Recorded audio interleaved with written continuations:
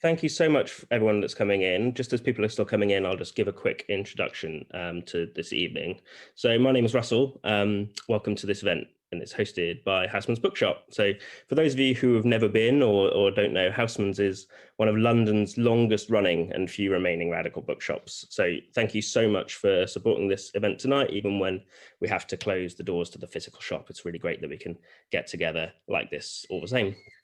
So we're still operating a limited mail order service while keeping our staff as safe as possible. So please do check out the website after the event to stock up on some essential lockdown reading. And some of that reading might be the book that we're about to discuss tonight. So we're really pleased to welcome author Emma Dowling to Housmans to discuss her new book, The Care Crisis, in which she analyses the multifaceted nature of care in the modern world, from the mantras of self-care and what they tell us about our anxieties, to the state of the social care system. So Emma is currently Assistant Professor of Sociology at the University of Vienna. Previously, she has lived and worked in the UK. Her research interests include feminist political economy, work and emotions, and social change. Her writing has appeared in magazines such as New Humanist and Open Democracy, and The Care Crisis, which is published by Verso in January, is her first book. And tonight she'll be in conversation with Helen Hester, and she is Associate Professor of Media and Communications at the University of West London. And her research interests include technology, social reproduction, and the future of work. Her books include Beyond Explicit, Pornography and the Displacement of Sex, Xenofeminism, and After Work, The Politics of Free Time, which is coming out soon on Verso, I believe. Yeah, so, next year, early next year. Early next year, fantastic. So feel free to chat amongst yourselves in the chat box, but if you have a question, please put them in the Q&A box, the little icon for which you should see at the bottom of your screen. And if you see a question you were going to ask, you can actually just upvote it rather than repeat it. And there'll be some time for these questions at the end. Helen will be going through some of them. There'll be some time for that. So I think that's all the housekeeping. So please just join me in giving our guests a very warm virtual welcome to Virtual Housmans tonight. Thank you very much for coming. Thank you to all of you. Yes, thanks everybody for being there, and thank you so much for that introduction. What I'm going to do is I'm just going to start by reading a little bit from the book, The Care Crisis. And then what caused it and how can we end it? And I'm just going to start by reading a little excerpt and then using that to lead into the questions. Take care of you. A smiling woman gestures from an advert on the tube. She is dressed in natural-looking clothes, white teeth gleaming, blonde hair tied up in a ponytail, promoting what looks like a cookbook. As the care crisis intensifies, we are repeatedly urged to take care of ourselves. Ubiquitous, too, is the talk of well-being, to which, as we know, a whole industry of products, apps, advice, and therapies is devoted, piling into the gap created by the dismantling of societal responsibility. There are two sides to this self-care fix that together articulate an outlook on the world that is congruent with the logic of financialised capitalism. First of all, take care of you because you are your own most valuable asset, a form of human capital that will yield high economic returns if you look after it. Second, take care of you because nobody else will. Public services continue to be squeezed, collective solidarity undermined, and labour markets deregulated. Since the global financial crisis of 2008, the global economy has failed to really get back on track. That is, to return, as if it had ever been so stable, to steady accumulation and growth. The ensuing anxiety has engulfed society, as worries about economic growth impinge on everyday working environments and the people that inhabit them. As the process unfolds, we become more and more fearful of what might happen should we individually no longer be able to be productive or earn a living. In a bold pink font, the front cover of a magazine tells readers to eat clean against the backdrop of a woman in a yellow, figure-hugging dress, sunnily adorning the top right-hand corner of the page. A brief search on my smartphone quickly yields masses of material. Clean eating blogs, clean eating cookbooks, clean eating diet plans, clean eating basic rules, clean eating magazines. To its proponents, clean eating is the very essence of care. It is all about caring for and about oneself. Ostensibly about what to put into or do to one's body, it is an entire way to engage with the world. If someone is a clean eater, It doesn't mean that she is especially adept at eating a meal without spilling it down the front of her t-shirt. It means that the food she eats is exceptionally healthy and nutritious. Clean food contains few to no chemicals, pesticides, or refined substances. Clean eating has taken the middle classes by storm. Scrolling down the feed of a clean eating Twitter hashtag gives a feel for what's at stake. 5 mistakes you are making that are ruining your salad. 5 surprising snacks that are actually making you hungrier. 6 superfoods your grandmother ate, and you should too. 6 foods your gut wants you to eat.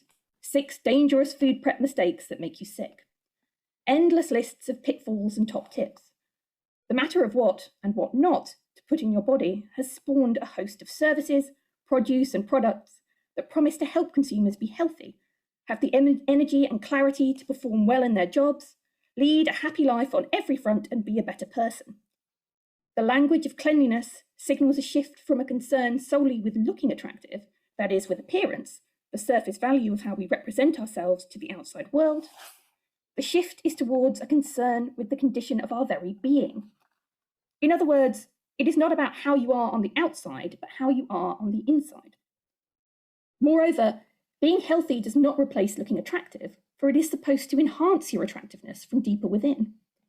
Now, the aim is not to be the best there can be, as an external ideal to aspire to, but to be as good as you can be, to take care of yourself. In Britain, like in so many countries of the global north, some people have the privilege of worrying about toxins in their food, while others struggle to put food on the table at all, dependent on charitable donations at food banks to survive. So Emma, this is kind of, I guess, a little bit of an eccentric place to begin in terms of the book, because I think that the chapter kind of on self-care is sort of, it builds on the other work in the book, but it doesn't feel as core as some of the other ones. But I just was very aware that later you talk about the unpaid labour of self-care. And I just wondered, in what ways is that the case? How might self-care be considered a form of labour? Thanks for that, for reading that excerpt. It's interesting that you picked that to read and sort of acknowledging that that's perhaps a bit of a strange place to start, because I had ummed and ahed as to whether to actually put that at the beginning of the book and to start the book with it, but then decided against it. So that's interesting. Yeah, that chapter really arose out of and you were reading out about the clean eating and self-care, and it arose out of an observation really that there was a kind of sort of new clamour for us to take care of ourselves in the wake of there not really being anybody else to take care of us, and that has something on the one hand to do with kind of welfare state retrenchment. It has to do, as you pointed out, labour market deregulation, the sense that we don't, there's not much sense of solidarity, and we're assets to ourselves, and that kind of syncs with the sort of idea of financialisation. But also there's a kind of increasing fear, especially those of us who have our labour power to sell and not much else. There's a fear that what happens if we don't have that anymore? And so I was really interested in the ways in which this kind of self-care is also kind of undergirded by a kind of anxiety and a fear also, and then it kind of there are sort of neurotic directions that it goes in, but the work aspect comes in there, where the consumption of whether it's certain lifestyles or certain products, clean eating, clean cosmetics and whatever, dieting, is this sort of work on the self, and it's a work to kind of keep ourselves going on the one hand, but also it's a kind of busyness with the self that is very inward focused, and it also syncs with kind of going online and updating Instagram and whatever, and that's all kind of information that in turn is kind of fed back to companies. So I was using the idea of kind of prosumption, that we don't just consume, we're also giving back lots of data and information for products to be further optimized and developed. So it's a kind of twofold idea of sort of work on the self to kind of reproduce our labor power, but also it's work on the self that actually also fuels a whole kind of market of consumer products. So it's kind of like one way in which the particularly affluent are trying to manage anxieties about a sort of the potential generalizability of a care crisis, you think. So sort of if you do enough work on yourself, you never have to deal with the generalized systemic effects of, I guess, the idea that you can just stave off death, stave off vulnerability, stave off illness, as long as you do the right things. And at the same time, anybody who finds themselves in those kind of positions may be doing so are there because they haven't followed the kind of the guidelines. They haven't gone down the same route of sort of self-management.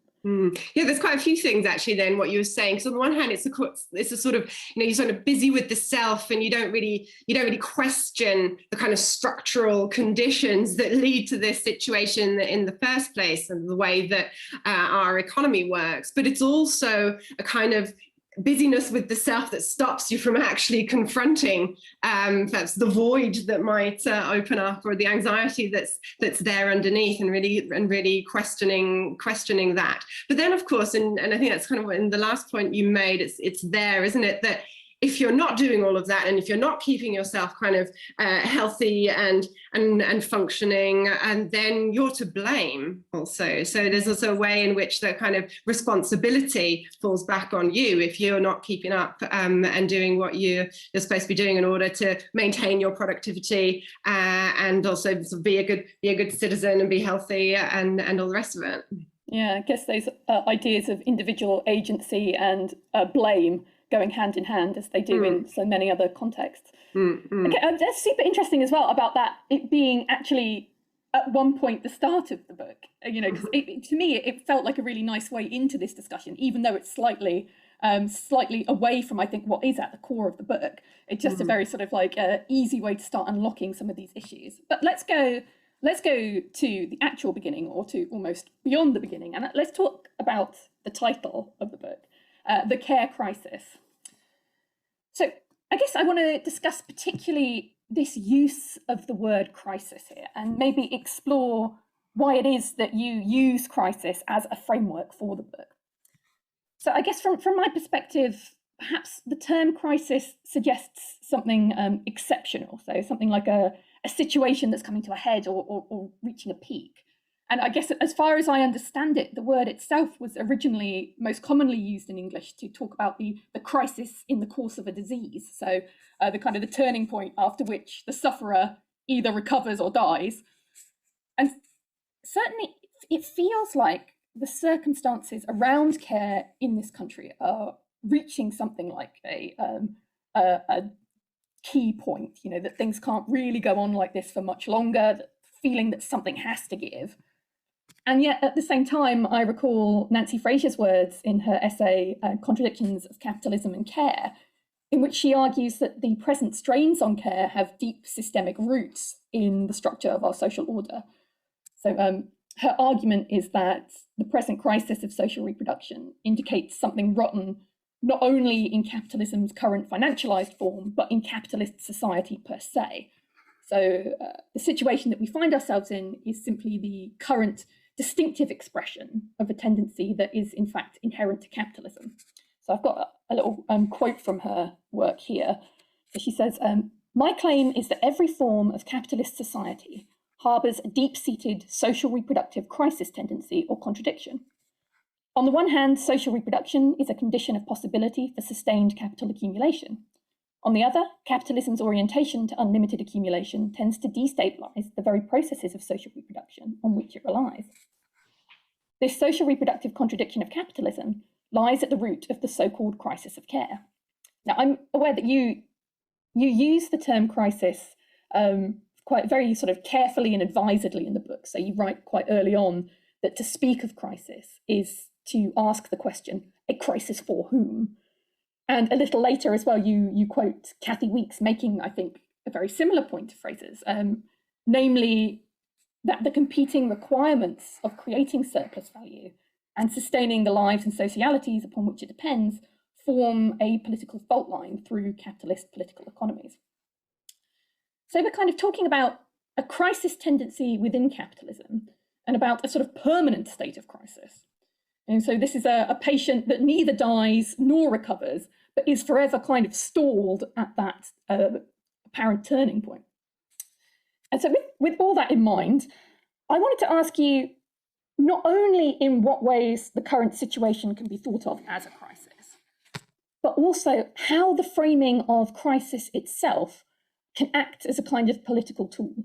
So why the care crisis, in short? What do you see as the possibilities or the limitations involved in thinking about our current moment in those terms? Mm-hmm.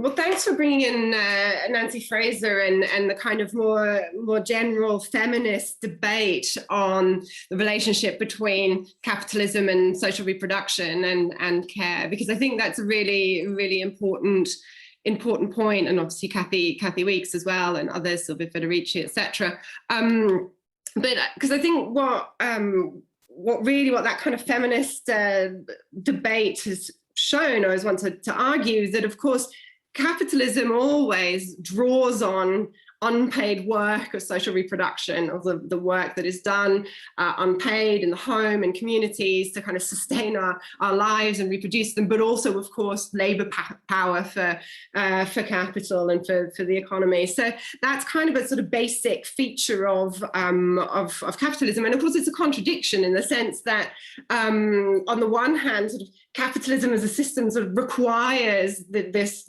people to be able to work in order to generate surplus value.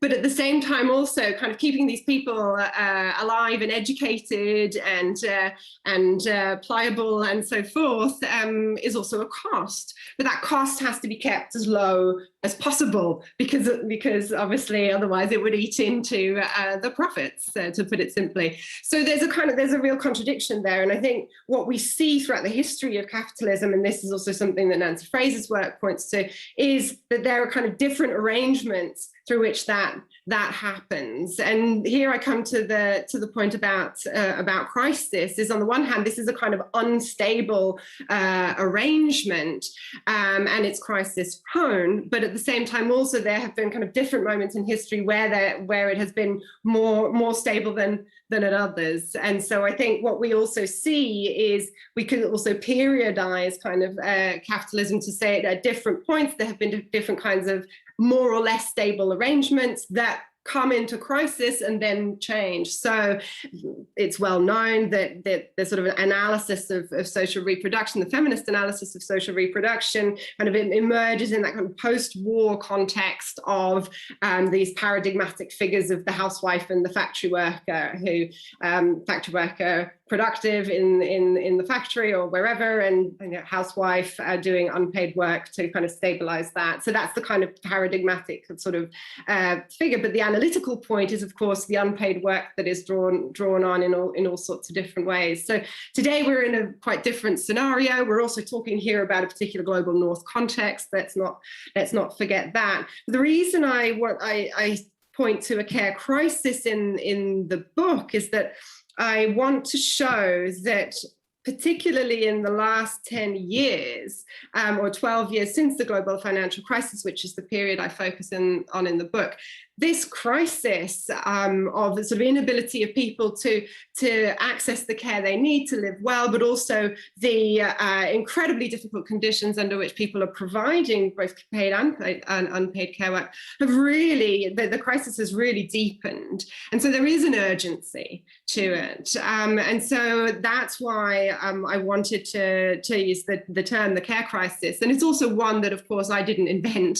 but it's part of a broader debate, and so I wanted to speak to that debate, and I wanted to hold on to the urgency of what's happening and of this moment, knowing full well also that there's so much talk about crisis. It actually is quite difficult to remain alert to to the crisis when it seems so pervasive. But I do think there are things that have happened over the last 12 years that have entrenched this crisis. And I think we're in a kind of period where something new is forming, a sort of new stabilization possibly, but it's not there yet. And you could argue that it's down to us to make sure it's not just another kind of fix for capitalism. Yeah, so we're sort of fighting against crisis fatigue the whole time. I mean, I guess also there's the important point that we're not simply talking about one single discrete crisis here, and the book isn't really talking about but a single discrete crisis. First of all, because the idea of the care crisis that it encompasses and extends to involves these kind of many different forms of interlinked crises. So, we started this discussion with the topic of the commodification of self-care, but that sits alongside discussions of childcare and social care and healthcare and so on. And then, of course, it sort of sits alongside and interacts with and, is sort of mutually constitutive of a lot of other crises as well. So the ecological, the economic, and so on. So I guess we're talking about crises that are not simply kind of nested, but actually sort of complicatedly kind of interwoven. Just pulling up a thread of that in the text. Absolutely. And I mean, there's a lot of talk also, isn't there, about kind of we're living through a period of sort of multifaceted crisis. We have a climate crisis, we have an ongoing economic crisis, and we also have a care crisis. But I guess that for me, sort of focusing on the care crisis, was also about wanting to say, well, actually, what does this economic crisis, for example, look like when we look at it from the perspective of care, particularly because care and social reproduction are so fundamental to our lives. Like there's things we can't live without, really quite fundamentally. And so in many ways it really does go to the heart of what's at stake. Yeah, I mean, and I think your accounts of the crisis of care encompasses waged and unwaged, domestic and non-domestic, directly market mediated and indirectly market mediated forms of care work. And you talk a little bit about how these different kinds of working relations, these different contexts for the delivery of care, inform each other and are shaped by some of the same factors. So I wonder if you could maybe speak a little bit to some of the connections between different kinds or conditions of care, and also about whether these connections might be brought together in some kind of integrated struggle. So in other words, do you have any ideas about how we might build worker power and solidarity between different kinds of care workers? That's a very good question. I mean, I think it really speaks to some of the problems that lie at the kind of heart of organising around care. And I think that's sort of what I tried to do in the book. Is the different chapters really do speak to or look at different aspects of care work, both paid and unpaid. So on the one hand, I look at, or I try to map kind of the different areas of informal care, so where childcare, but also people like caring for relatives at home, elder care, these sorts of things that are done kind of informally, unpaid, either by mostly by other family members, sometimes by friends, spouses, partners, etc. I look at that, and in particular, one of the issues that is central to the book is looking at the ways that something like austerity measures have actually increased the amount of unpaid care work that's done across the board. And certainly COVID as well would be another example of how there's a lot more informal carers because of things like that. And so that's kind of one aspect. And another is sort of paid care work, whether in care homes, home care, where what we see there, of course, not just because of austerity, but also because of privatization, the conditions under which people are providing that care work are incredibly arduous because of low pay and precarious working conditions. So I try to bring these different aspects together to show that they are also related to each other. So, for example, I look at also people will perhaps remember the junior doctors strike in 2016, where doctors went on strike because their contracts were going to be changed, which meant that they would have to do more out of hours work, or there was a sort of way in which their contract was going to be changed. And one of the things that struck me about that contract, the contract changes, was that if out of hours time is devalued, it would have a knock-on effect for people who had caring responsibilities, because it would mean that they would have to they obviously would have to work more at the weekends. They'd have to find childcare during that time, and they would have to think of ways that they were going to manage that care crisis in the home. And so, actually, what happened then in a kind of paid context has a lot to do with also how that affects kind of unpaid areas of care as well. So that's kind of how I try to think across these different spheres, if you like, of where care work takes place. And I think in terms of organising, it has to be a sort of question of, on the one hand, supporting the struggles for paid care workers to have better working conditions, better pay, better training, all of these things, and supporting those struggles, and at the same time also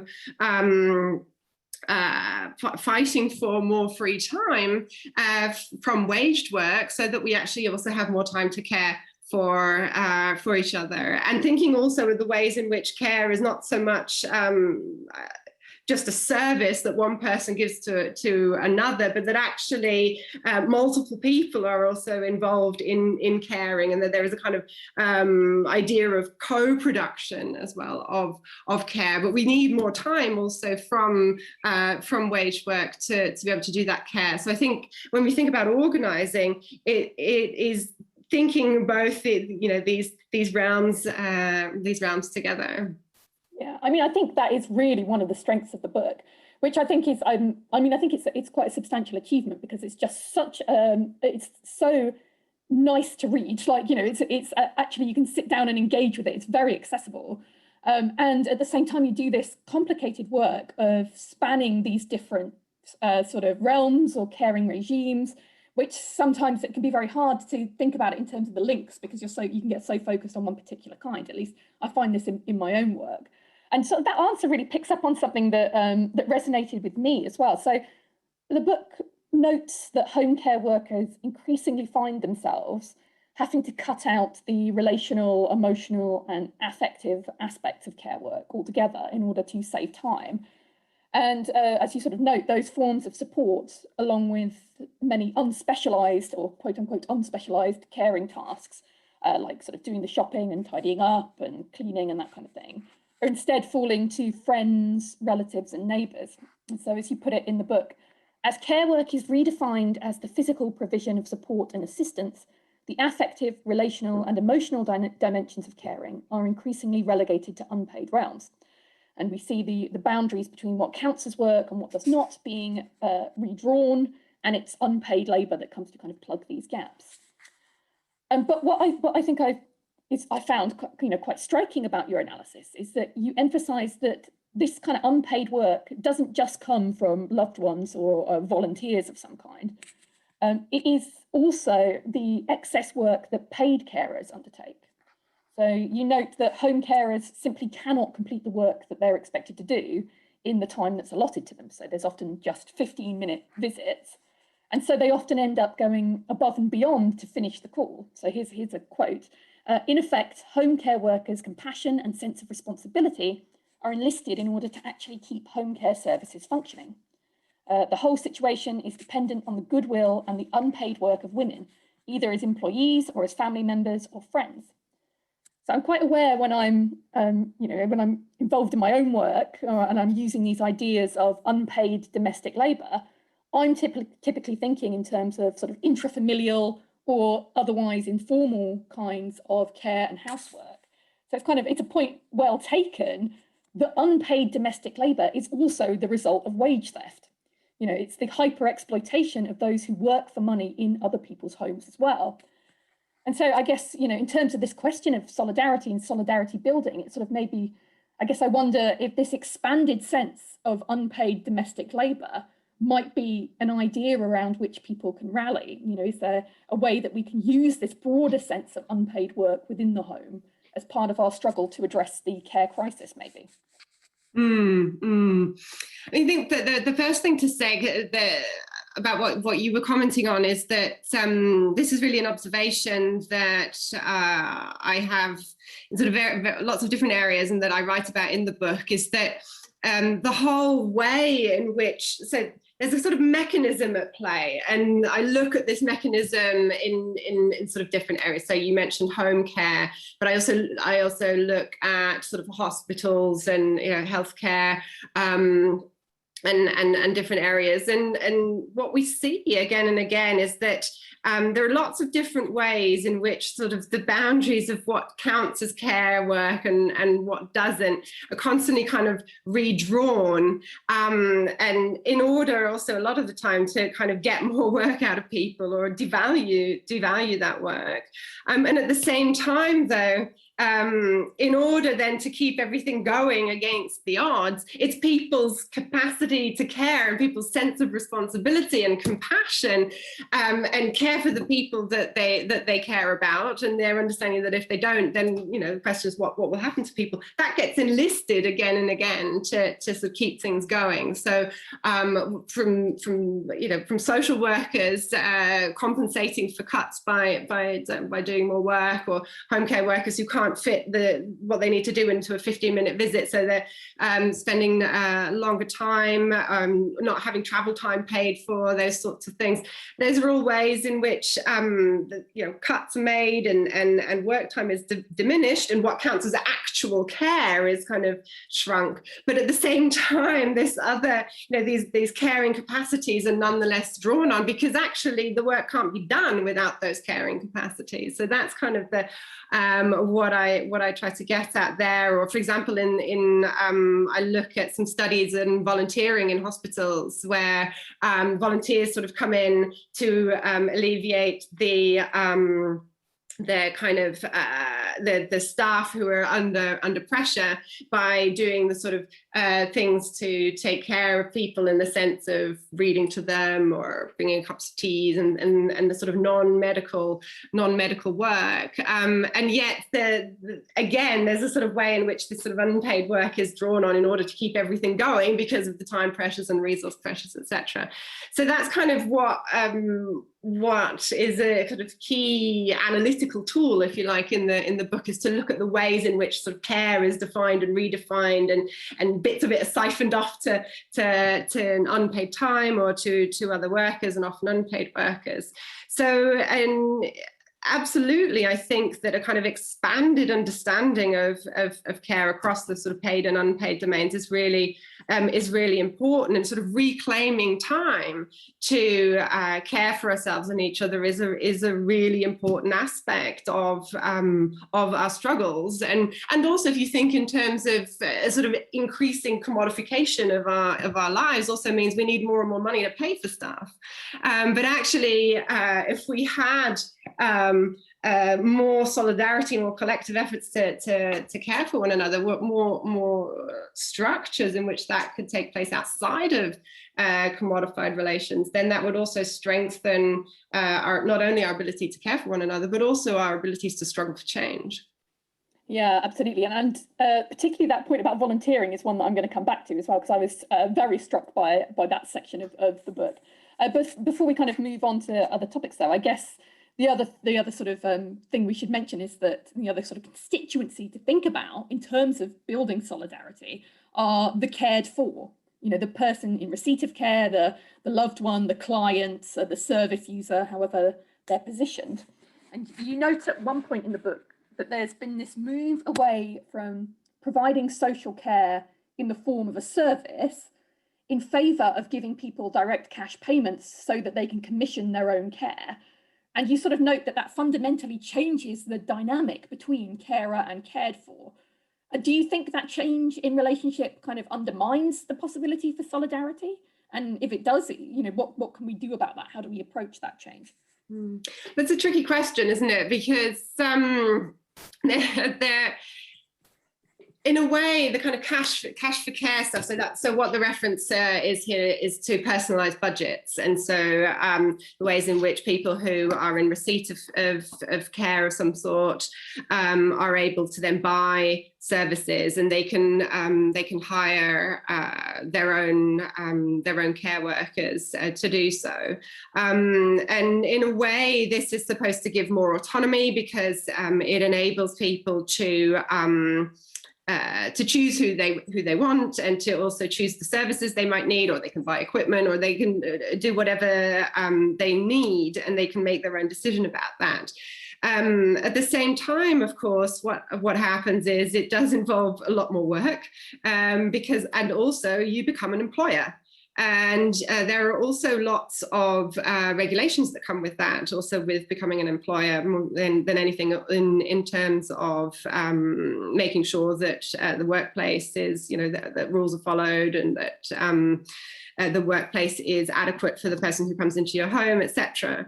And also it establishes a kind of power relation between sort of employer and employee on the one hand, and then again a different kind of power relation in terms of being cared for vis-a-vis someone who cares for you. So there's a sort of complicated relationships that come to play there. And I would recommend also to people, there's a fantastic episode of Novara Media. It's titled Tired from the Heart, and so a couple of months ago, and this issue is being talked about also on that episode. Some really good interviews with care workers and also care recipients, and trying to grapple with these issues. I highly recommend it. But what's at stake when it becomes sort of commodified is precisely this kind of relationship of the sort of service and the kind of complicated power relations, but also. And I think there we need to think about how do we have caring relations where people who are cared for have autonomy and don't feel like they're sort of, Peter Beresford calls it the sort of subject to kind of custodial kind of care, in the sense of it's sort of being very patronizing. So they have autonomy and decision-making capacities, but at the same time also that relationship to the person who is caring for them is not a kind of privatized one that is mediated through this kind of commodified market relationship. And so we also need to think about a kind of not just having more time to care for ourselves and each other in informal ways on the basis of affinity or whatever, but we also need sort of committed structures of solidarity that are mediated through things like public institutions and public infrastructures. And I think that's another really important aspect of how we deal with the care crisis. That is important, that it can't just be that we just all care for each other on the basis of affinity or who we like, but that we actually have a care infrastructure that is financed, and where that responsibility is held in common. Yeah, absolutely. And I kind of you're sort of gesturing towards some kinds of ideas about mutual aid in that kind of discussion, and I think that's going to be sort of somewhere that we go with this conversation. But I'd be interested to hear a little bit more about your understanding of the role of the family in terms of care under capitalism. So I just want to read a little quick section of this where you're talking about the role of the family here. While the heteronormative family still constitutes the basic unit of social organisation that informs much of social policy making, not everyone lives in traditional nuclear family arrangements, receiving and or providing care in this context. Over the last 30 years, there has been a rise in single households, including single parent households, and in childless families, but also in institutionalised living, such as care homes, and queer or other family and kinship relations of choice. Moreover, due to increased mobility, many more people live away from their families. Even in the context of a heteronormative family, friendship, neighbourhood, and other informal community networks are part and parcel of the care infrastructure within which an individual is embedded. Here, support and mutual aid are activated through choice and on voluntary terms, founded on shared values and shared social experiences. While ties might be loose or quite close, a sense of interdependency and reciprocity informs them. Consequently, these are everyday relations of friendship and mutual aid, which are important sites of care too. And then further on, you say, the family may not be the only locale of unpaid reproductive labour, but the requirement of capitalism to draw on unpaid reproductive labour in different ways remains. This is key for understanding the ways in which the economy relies on unpaid reproductive labour, even when its specific configurations of care may change. So I was just wondering, how extensive do you think these alternative networks of social reproduction are at the moment? I guess particularly within Britain, which is the focus of much of the book. And are they evenly distributed, or are they particularly prevalent within certain demographics? And just if you could maybe say a note about that, you know, how far has the family been displaced? Well, I think that I think part of what motivates kind of my thinking around kind of how do we care for each other beyond the family has, on the one hand, to do with a critique of the ways in which the family is still very much the basis of care, and it's the sort of quite naturalized go-to place where care takes place, and where that many people know, not everybody by far, but many people know that that's where they will get the care that they need, and it's very gendered and all the rest of it, and that is something that is still, even though there has been this kind of maceration, even though there's been, it's sort of the boundaries of blurred, and the family has been somewhat opened up, it's still very much the fallback. And I mean, I think we see that very clearly also in the COVID pandemic, that the family becomes the fallback unit of all of the infrastructures that have sprung up around mutual aid in the and care in the pandemic. So that's one aspect. I don't think it has been broken up and transformed as much as it needs to be. I think in many ways also the family has become more entrenched as the site at which care and social reproduction take place. And then at the same time, and this is kind of was my lead in at the beginning, I also worry about not only the ways in which volunteers are kind of enlisted to plug gaps in public provision, and things like food banks becoming institutionalized, but also I do worry about a certain kind of subcultural kind of milieu in which there are kind of networks of mutual aid, but they often don't get out of or move out of certain circles, whether that's kind of activist circles or other kind of communities of affinity or political communities or whatever. And the sort of generalizability of those kinds of networks and structures is very limited. So I worry about this and how's it going to work, right? On the one hand, we do need to move beyond the family, and we need to think of different kinds of living arrangements, different kinds of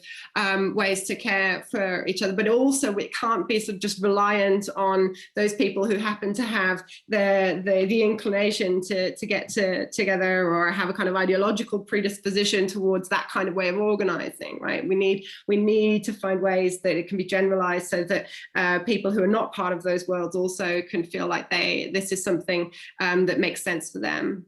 Yeah, absolutely. Because the question is, if we're talking about mutual aid that's organised on the basis of affinity, what happens to those people with whom one does not experience affinity? Exactly. What happens to the people who aren't particularly likable? People who you don't want to extend care to. You don't necessarily want to just kick them out of the provision of support just because they don't sort of fit. And I think, obviously at some point in this discussion, COVID was going to come up. And it's quite interesting in the context of this discussion about the family to think about things like bubbles and how cross-household support networks, have been established to help manage the care crisis during the pandemic.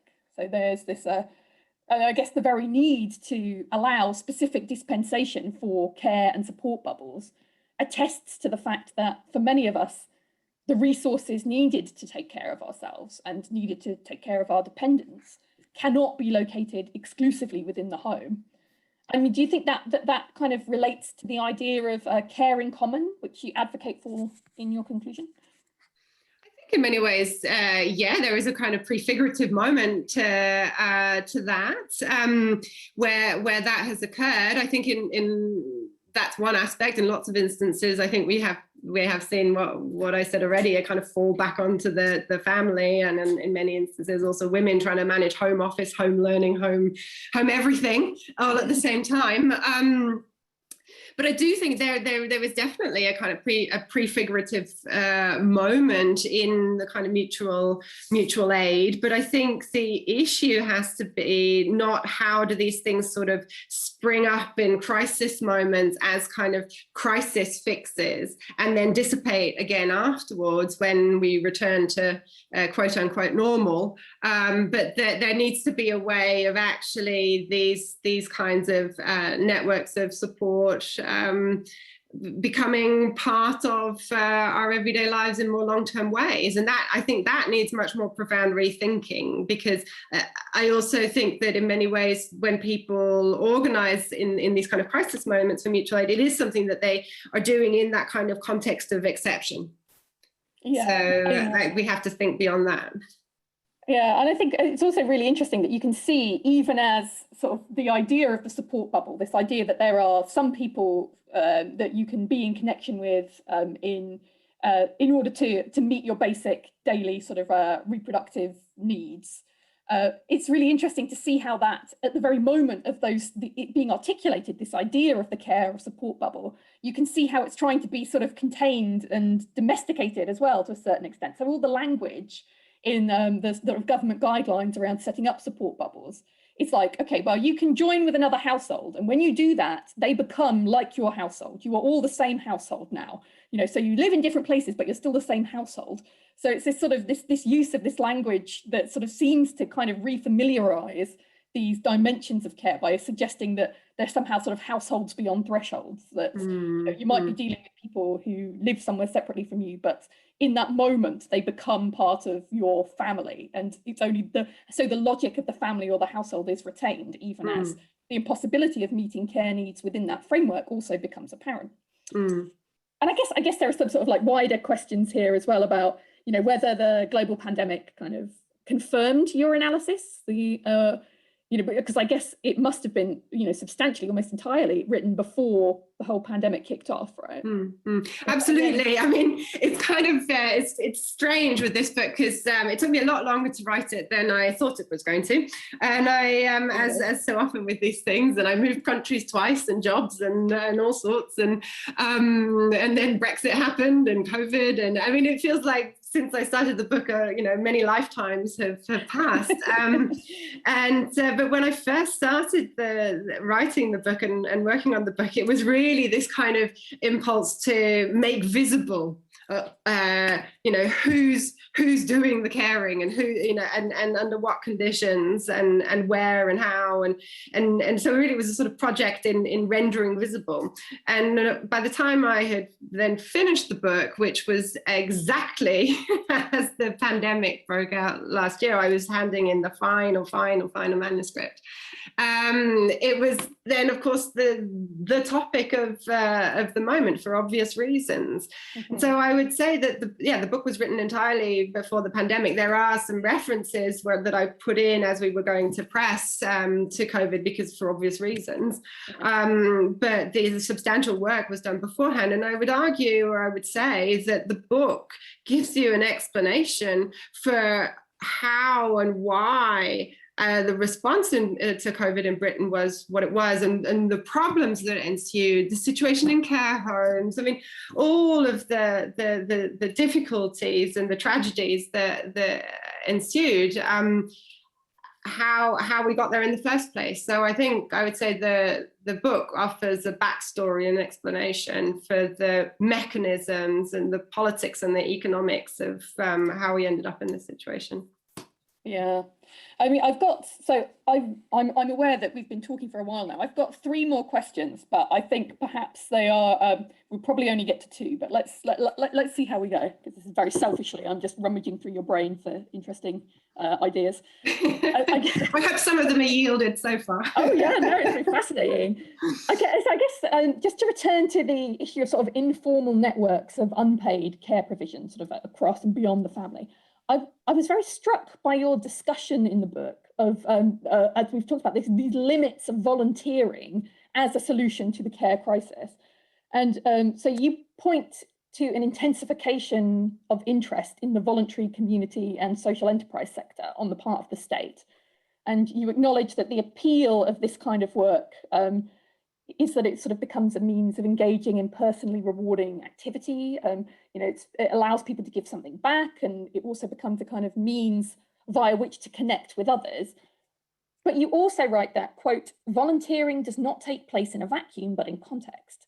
It thus takes on specific functions, the effects of which call for closer scrutiny. So you've talked a little bit about the problems that you see with volunteering as a response to the care crisis.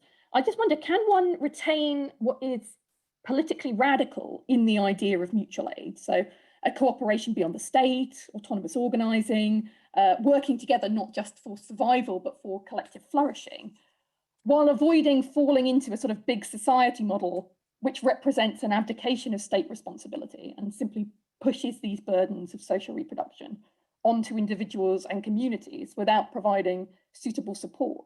Is there any kind of filleting operation we can do here to try and take what's emancipatory about the idea of mutual aid without sort of capitulating to these external state pressures, which are pushing us more towards volunteering as a means of dealing with the crisis?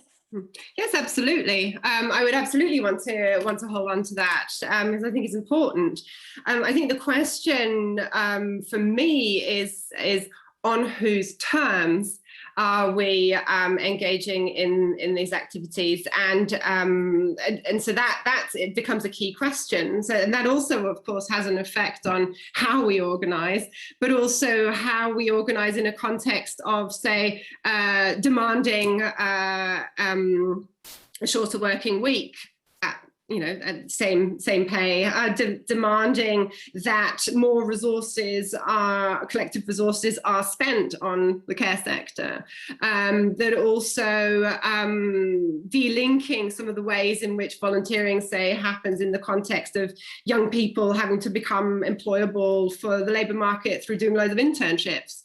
And the kind of work that they then do when they do internships is perhaps not necessarily really the best thing they could be doing with that time. So I think it's about understanding, and that's why I say it doesn't take place in a vacuum. It's that understanding the context and also understanding what are the points of conflict with capital, what are the points in which it's about doing this mutual aid and doing this work on our own terms in ways that actually are towards human flourishing rather than something else. So I think it is that question, and I can't answer that question in the absolute, because I think that is a question that comes out of also organising efforts. But I think it's about having that context sort of present in our organising, so that we can push for forms of mutual aid that are on our terms.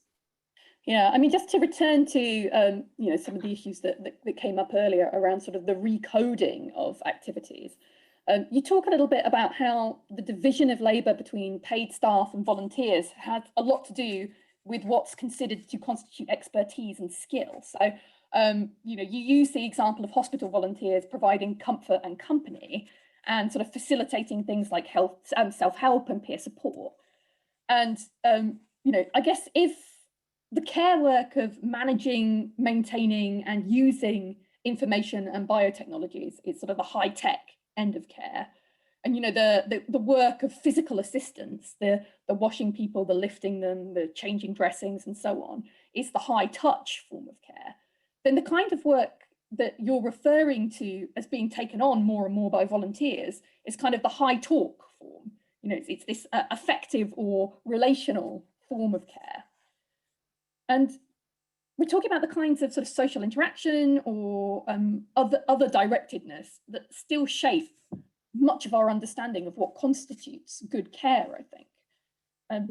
But as you point out, though, it's what I'm calling the high talk side of care that tends to be externalized when time is scarce. So paid workers are seen to be too busy doing the more specialist or the more essential parts of care, the high touch or the kind of high tech parts, to provide high quality time and attention, the provision of which is increasingly outsourced to volunteers. And of course, as you point out, this is obviously problematic in a number of ways. So in your words, a care fix is required to maintain standards of care on a tight budget. The care fix not only relies on recoding caring activities as unpaid work, it potentially transforms the nature of what staff do by emptying its role of many of its caring dimensions. So what are the consequences, do you think, for workers and for patients of this kind of transformation? What does it mean to disentangle high talk, high tech, and high touch in this way, rather than conceiving of care as a more holistic or integrated process? Well, I'd say that kind of splitting these different aspects is a way of de-skilling, isn't it? It's a way of maintaining that care work is every person's work. That care work is something that anybody can do, therefore it doesn't require skill. That also plays into ideas about automation that we haven't really talked about so much.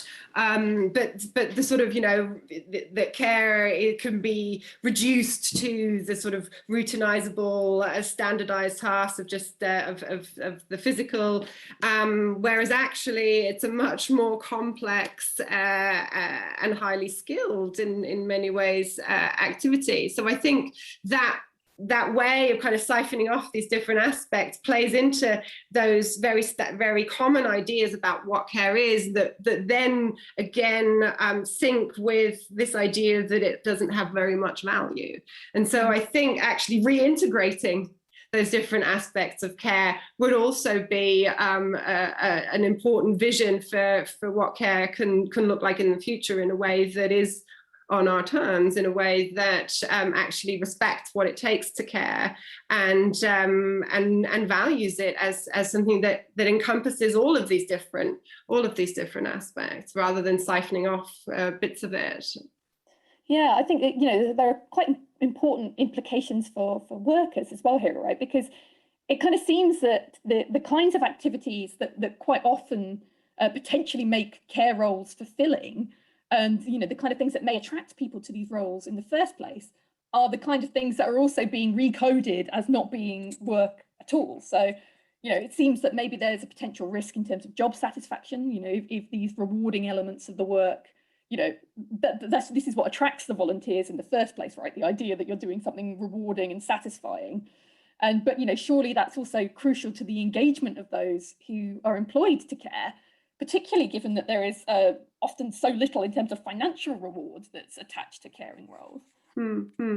Which would also be part of a struggle for having more time to care in the context of paid care work, right? And to say that actually what it means to care and providing meaningful care is something that takes more time and that can't be reduced to the sort of bare necessities. Yeah, I do have one more question about technology. It takes quite a meandering course. So how are you doing? Would you rather go to the Q&A, or shall I? I'm fine. We can do that. It's also a question of what our audience, our audience feels, because I think they also have questions. So maybe we can come back to it if we get to the end of the Q&A and we've got a bit. Then we'll do technology. Yeah. Okay. Let me have a look at what we've got here in the question answers. And maybe we can bundle some of the questions if they're very similar. Yeah, there seems to be 3 here in the Q&A. So the first is... there's a chat as well. I think Russell was saying that anything in the chat that is relevant to a Q&A he would redirect there. So, okay, all right, okay. So let's have a little look. So which is the mechanism that cannot be reproduced? And we are talking about crisis. Are there not migrant women providing care labour in the developed world? I think that's an invitation to think about this discussion, which is in the text quite focused on the UK, I think, and think about how we extend that into and bring a global perspective to it. Well, absolutely. I mean, maybe just to say that we haven't talked about it so much, but of course, something that I discussed at length in the book is the kind of the ways in which vulnerabilities in the labour market, be that migration background, as well as class and gender, of course, absolutely play into this. And that certainly in the care sector in the UK, the percentage of care workers who have a migration background, whether that's from other European countries or beyond, is far higher than the general population. So that obviously also tells us something, and that is also part of a care fix, right? There's lots of work being done on kind of global care chains where care deficits or gaps here are plugged by kind of taking care workers from elsewhere. So that's a whole issue that I discuss in the book. Mm-hmm. There's then a question about the COVID crisis and how this has affected our connection with others, both officially in care facilities and unofficially, which you may feel that you've already covered, but if you've got anything that you might want to add to that. Only that I would say that I think that the COVID crisis and the pandemic have brought a lot of these issues to the forefront of people's minds. And I think there is a lot of awareness of the situation for many care workers. I think that the struggle is, and this is the slogan that Unison, the trade union, uses, that no returning back to normal with regard to the situation in care work. So I think this is an important issue. But I say, that in terms of COVID, there's a lot that has been brought to the fore, and also certainly also a sense of vulnerability as well. And then we've got a question from Sophie Lewis. Judging by the question, the Sophie Lewis, the great Sophie Lewis, possibly not, but just on the basis of the question, it sounds like her. Hi, Sophie. So, Sophie, a question linking back to the class biopolitical duty of self-care via clean eating. Would you say this is a eugenic or non-eugenic logic? I've recently been reading up on the ubiquity of explicitly eugenic politics 100 years ago, including the, troubling to our contemporary sensibilities, utopian elements of some eugenicisms. Really looking forward to reading the book and curious whether it engages eugenics at all. How can it, care politics be pitted against eugenicism? Wow, thank you, Sophie, and hello. Thanks for the question. I don't deal with eugenics in the book, and I'd be interested to talk more with you about that issue, because I haven't really considered clean eating and things like that from that lens. My concern was really with thinking about the kind of the anxiousness and the undertones of clean eating and the sort of neuroticism of it, and the way that fear and turns inward, and the sort of busyness with the body. Those are the kinds of things that I was concerned with. And of course, cleanliness has all sorts of connotations around purity, around getting rid of that which is unwelcome and unwanted there. So I think there's a whole complex there as well. But definitely interested to talk more with you about those ideas, because that's not the lens that I use in the book. And then we've got one here that says, Emma, good evening. In what I think is one of your key points, you argue that we need to care for each other in sustained and sustainable ways. This concerns not only affective forms of behaviour, but crucially changing social and material practice at the level of institutions and the everyday. Change comes through human agency. So what social and political agencies are key to this, and how could and should they be mobilised? Wow, thank you for that question. I think this is a really important point that I make repeatedly in the book, and is a sort of a bugbear throughout the book, that I'm really arguing that we need to change the structural conditions for care, and that this is not about care as a kind of moral duty or as a way of behaving towards one another, and that we have to really think about the kind of political, social and economic structures that enable care to be received and provided. That's a really, really important part. So I'd say, I mean, for me, what I say in the book is, can we think this sort of reclaiming time to care for one another in ways that obviously undo the gendered, racialized, and class ways that care happens, with thinking about a public infrastructure in the sense of rights and commitments that we have that are instantiated in institutions. So thinking about these two things, I mean, more long term, we can talk about post-capitalist societies, but in the immediate moment, this is also things like, returning to higher levels of corporation tax, progressive taxation instead of regressive taxation, more resources to these sectors. These are the sorts of things that I think are very material in terms of what needs to happen, and more resources, and that's a political decision. It's a political struggle, but that's the materiality that I'm trying to get at. Great. And then one more. Does the financialisation of paid care work, which you discuss in the book, stem from austerity politics and the fallout of the financial crisis, or does it have deeper roots?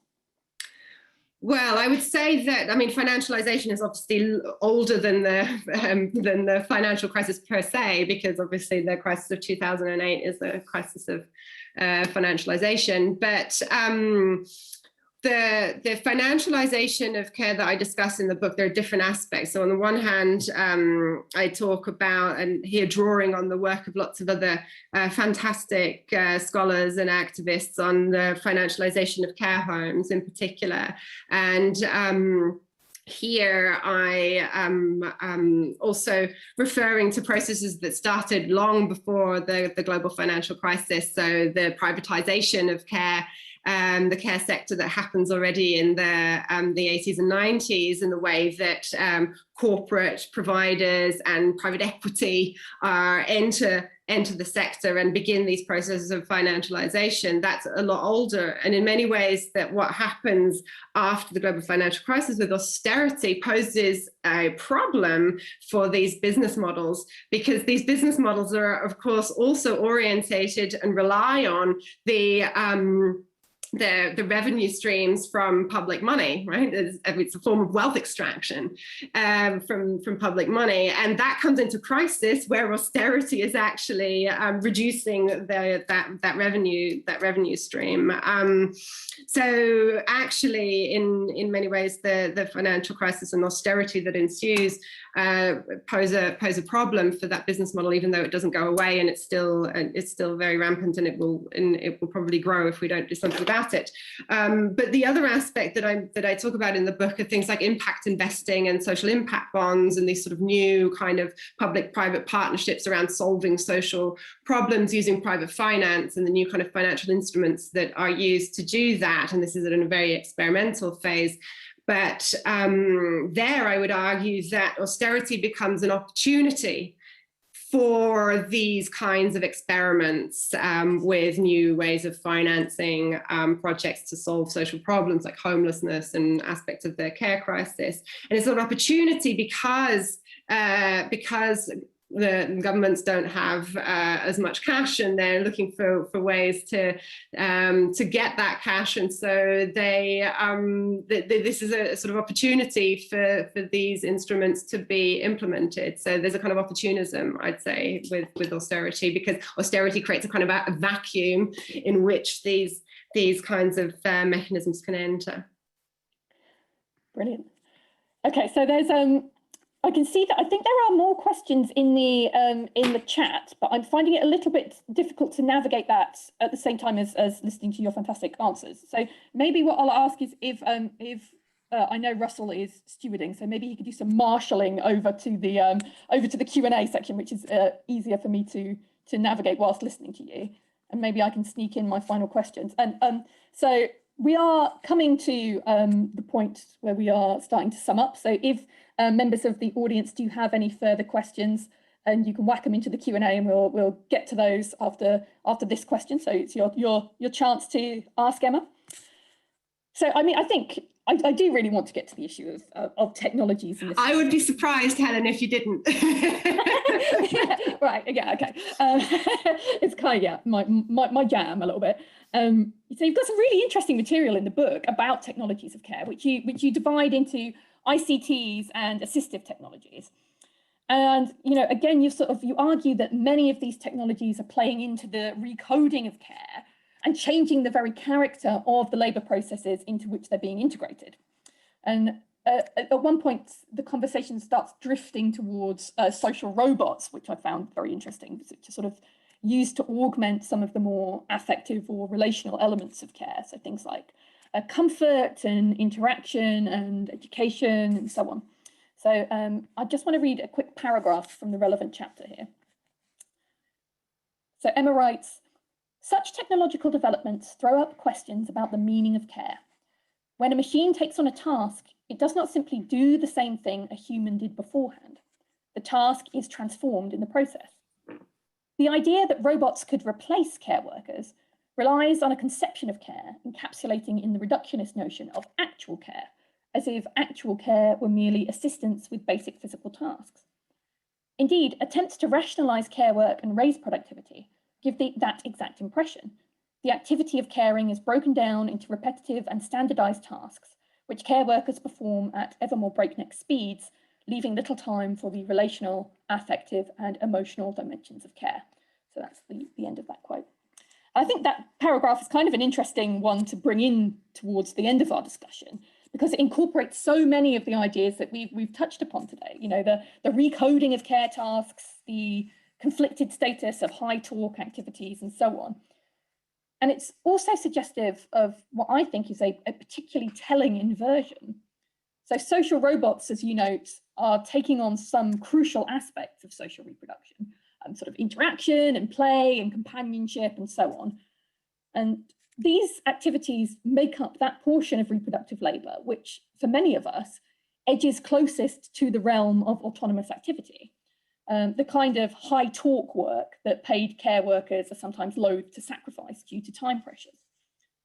And at the same time, as you kind of note, human workers are becoming more machine-like as they engage in this sort of repetitive routine care work with little space for precisely things like interaction and play and companionship, and the activities that social robots are performing. I think it's important to note that, of course, not all care workers are attracted to the high torque components of the work, and not everybody in receipt of care will particularly desire those kind of emotional or relational elements of caring interactions. Some people will find these uncomfortable or unwanted or intrusive or unnecessary or whatever. Nevertheless, it kind of strikes me as a rather painful irony, sort of reading that passage, that the elements of care and of our kind of collective social lives most commonly associated with the potential for human freedom and self-determination are the ones which are being most effectively outsourced to machines. But given this kind of pretty bleak analysis and the critical eye that you yourself bring to technologies throughout the book, I think it's really interesting that you leave space in the chapter for a more positive reading of technology. So in my experience, and this is one of the reasons I was super keen to ask you the question, it's pretty rare in leftist feminist analyses of technologies of care to have that kind of space for thinking about what they might actually be able to do or how they might be helpful. And I would really love you to expand on this if you can. So I guess, where can technologies be helpful? For whom and under what conditions? And could you maybe give us some examples of particular ICTs or assistive technologies that you think might hold a kind of kernel of emancipatory potential for carers and cared for alike? No. Fair enough. Thank you for that question, because I think it's really interesting that you read that passage like that, because it really was, and the reason I answered no immediately was because I don't have an answer to that in the absolute, but I do want to pose the question, and I think, and that's not. It's in the context of trying to think about the ways in which the technologies that exist often are developed to squeeze more work out of workers, control workers, survey, or to automate tasks in alienated and meaningless ways, or in other ways or in many ways are problematic. But there are also I think potentials for technologies to be helpful in care, but I do want to cast a critical eye on the idea that robots are going to solve the care crisis, because they're not. And also, if just having a sort of assistive technologies to take care of people so that everybody else can still go out and work and earn money, that's surely not the solution either. But I don't have an answer to what those technologies would look like. But I think keeping open the question of how technologies might help us to care better, that is a question that has to be kept open, with all the criticism of existing technologies and the ways in which they are used. But it's also a question of being able to distinguish then also how certain technological developments have also been labor saving and productivity enhancing in ways that have enabled free time, right? So I think that the question about technology is much more complex than an either yes or no answer to whether or not technology is a good thing. But I also would come down on the side of the argument that that technology is always exists within a social context, and that's what we have to understand, that social and political and economic context. That we shouldn't have a sort of technophobic position where we just say, well, actually, technology isn't helpful at all. I mean, clearly it is and can be helpful. Although I would be, I'm not certain about sort of some of the technology around. There's sort of emotion replacing humans, and the kind of level of emotional interactions. And I do think certainly what we've also experienced in the context of COVID, I can speak for myself, like I don't have enough interaction at the moment with other human bodies, like human touch is also really, really important. So I think we need to keep open the possibility of thinking through what technologies help us to care better, without being uncritical of the ways that technologies are used at the moment. Yeah, I think that's entirely right. But any claims that you want to make for the possibilities of technology, you're always swimming against the tide of how those technologies have been developed and how they're going to be used. So, it really becomes an exercise in sort of radical speculative imagination to think about what can be distilled from this. How can we kind of pan through the existing technical landscape to find something that might have a moment of opportunity attached to it? And that's simultaneously like nearly impossible to do, but also kind of important to do as well. So and I actually think you strike a really nice balance in the book, because it's very clear that you are bringing a critical eye to the existing technical landscape, but it never gets to the point where it sort of lapses into this idea of a wholesale dismissal. You are actually advancing a much finer grained distinction than that, and I do think that kind of work is precisely what's necessary. Okay, so I think I found the one more question. It never made its way over to the Q&A, but there is one here that says, I think this is going to be the last one. If you have urgent issues that you want Emma to address, sneak them in the chat now and I'll try and get them in, but we are heading towards the end. The question is, in your opinion, what would be an effective and caring co-governance model where mutual aid support groups and public institutions could build synergies to fill the existing care gap? It's a beautifully worded question. Wonderful question. So one of the things that I start to think through in the conclusion, building on work of other people who have been active here, is the idea of care municipalism. So thinking on the kind of level, the sort of local authority, local council, municipal level of whether it's the city or some kind of local region, thinking about how can we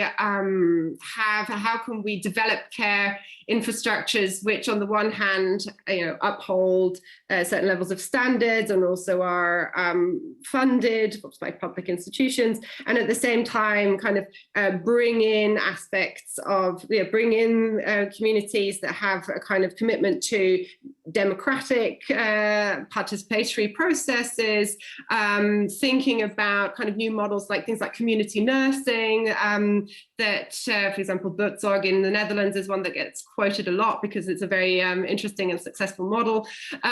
So the sort of care municipalism is my lens for trying to think about how we bring these two together. So thinking about different kind of non-market, non-private ownership models for services, thinking about models of co-production, different kinds of ways of managing things like care homes, maybe together with nursery schools. I mean, those sorts of ways of thinking. But I think that level of the municipality, and certainly, remunicipalization movements, also movements in other countries in Europe, Spain is a prominent example, have been trying to think through some of these things as well. But I wonder whether there's not potential there also in the context of the UK to think about kind of emancipatory, progressive, radical visions of bringing these two aspects together.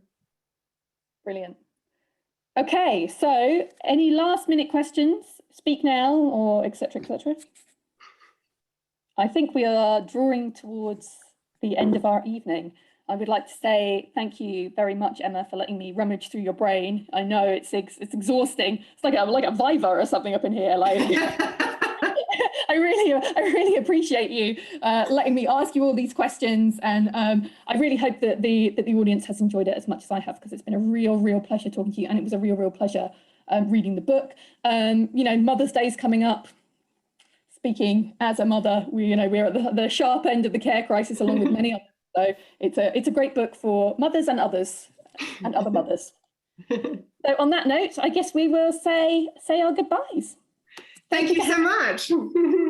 Thank you very much, Helen, and thank you to everybody for coming. And let's all keep in touch and build a movement. Yeah. May our bodies be in the same space at some point. At some point. Okay, everybody, take care, and goodbye. Bye.